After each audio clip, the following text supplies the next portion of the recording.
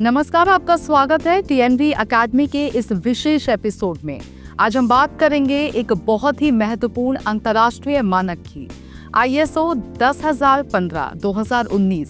ये मानक किसी प्रोडक्ट सुरक्षा या पर्यावरण से जुड़ा नहीं है, बल्कि ये सीधा जुड़ा है मानव संसाधन विकास, यानी आपकी टीम, आपके कर्मचारी और उनकी प्रशिक्षण व्यवस्था से।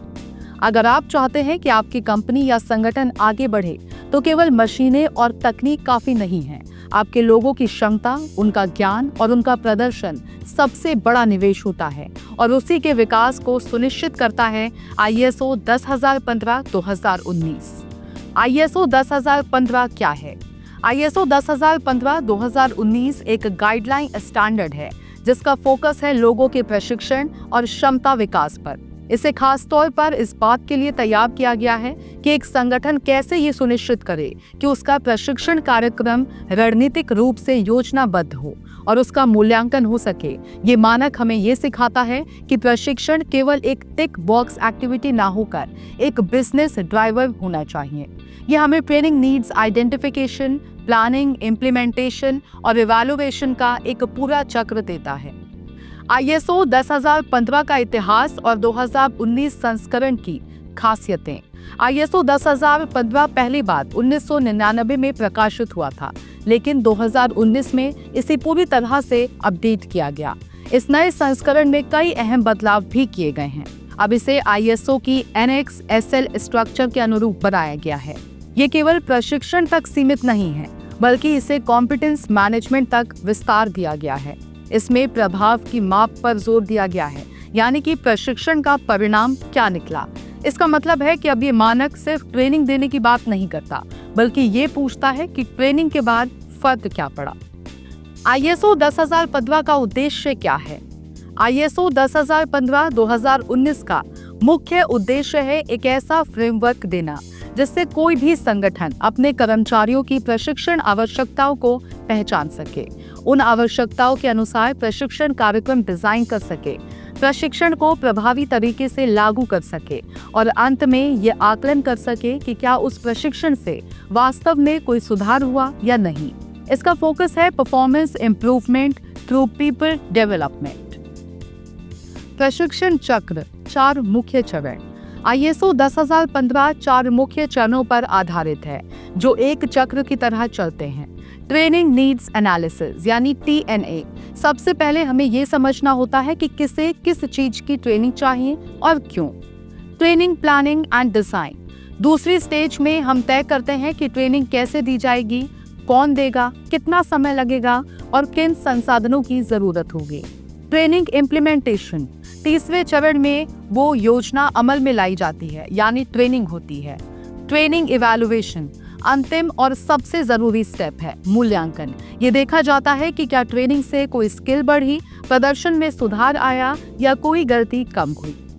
क्यों जरूरी है ISO 10015?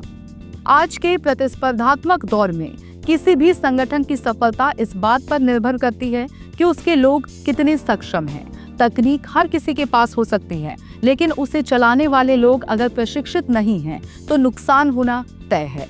ISO 10015 हमें एक संरचित तरीका देता है जिससे हम न केवल कर्मचारियों को प्रशिक्षित कर सकते हैं, बल्कि उस प्रशिक्षण की गुणवत्ता और उपयोगिता को भी ट्रैक कर सकते हैं। ISO 10015 और अन्य मानकों से तुलना। ISO 9001/2015 जैसे क्वालिटी मैनेजमेंट स्टैंडर्ड्स भी कॉम्पिटेंस की बात करते हैं, लेकिन वो केवल जिक्र करते हैं। ISO 10015 उस जिक्र को विस्तार देता है और एक पूरा ढांचा प्रदान करता है। अगर आपका संगठन पहले से ISO 9001 सर्टिफाइड है, तो ISO 10015 को अपनाना बेहद आसान और फायदेमंद हो सकता है। कौन कौन से संगठन ISO 10015 का उपयोग कर सकते हैं? ये मानक किसी एक सेक्टर के लिए सीमित नहीं है। कोई भी संगठन, चाहे वो मैन्युफैक्चरिंग हो, हॉस्पिटल हो, स्कूल या यूनिवर्सिटी हो, IT कंपनी हो, बैंकिंग या फाइनेंस सेक्टर हो, अगर उसके पास कर्मचारी हैं और वो चाहता है कि उनके कौशल में निरंतर सुधार हो, तो ISO 10015 उनके लिए है। ISO 10015 लागू करने के चरण।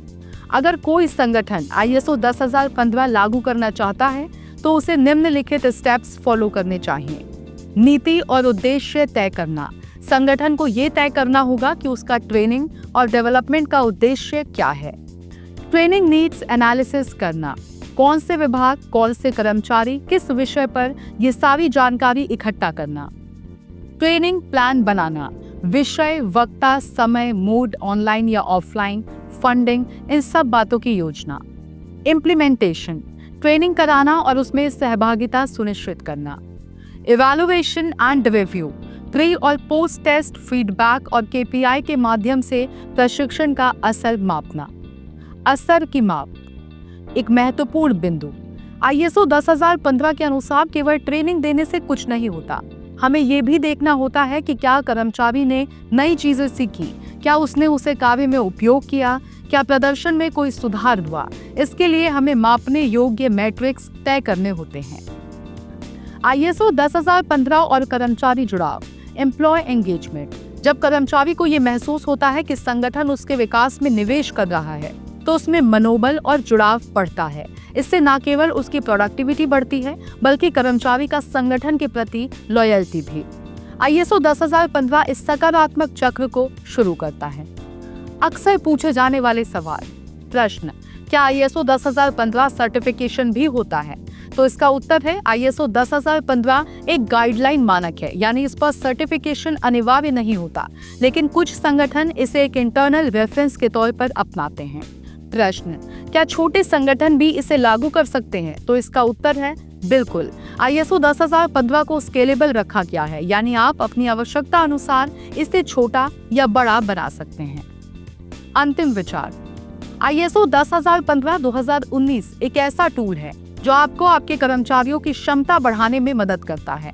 ये केवल ट्रेनिंग के बारे में नहीं है, बल्कि ये एक रणनीतिक सोच है जिससे आप ये तय कर सकते हैं कि संगठन की दीर्घकालिक सफलता के लिए लोगों का विकास कैसे किया जाए। आपका संगठन चाहे छोटा हो या बड़ा, नया हो या पुराना, अगर आप भविष्य में प्रतिस्पर्धा में बने रहना चाहते हैं तो ISO 10015 को अपनाना एक स्मार्ट फैसला होगा। इस विस्तृत जानकारी को सुनने के लिए आपका बहुत बहुत धन्यवाद। अगर आपको ये वीडियो उपयोगी लगा हो तो इसे लाइक करें, अपने नेटवर्क में शेयर करें और हमारे चैनल TNB अकेडमी को सब्सक्राइब करना ना भूलें। नीचे कमेंट करके बताइए कि आप ISO 10015 से संबंधित कौन से और विषयों पर वीडियो देखना चाहते हैं। धन्यवाद और बने रहिए TNB अकेडमी के साथ, जहां ज्ञान है प्रबंधन का आधार।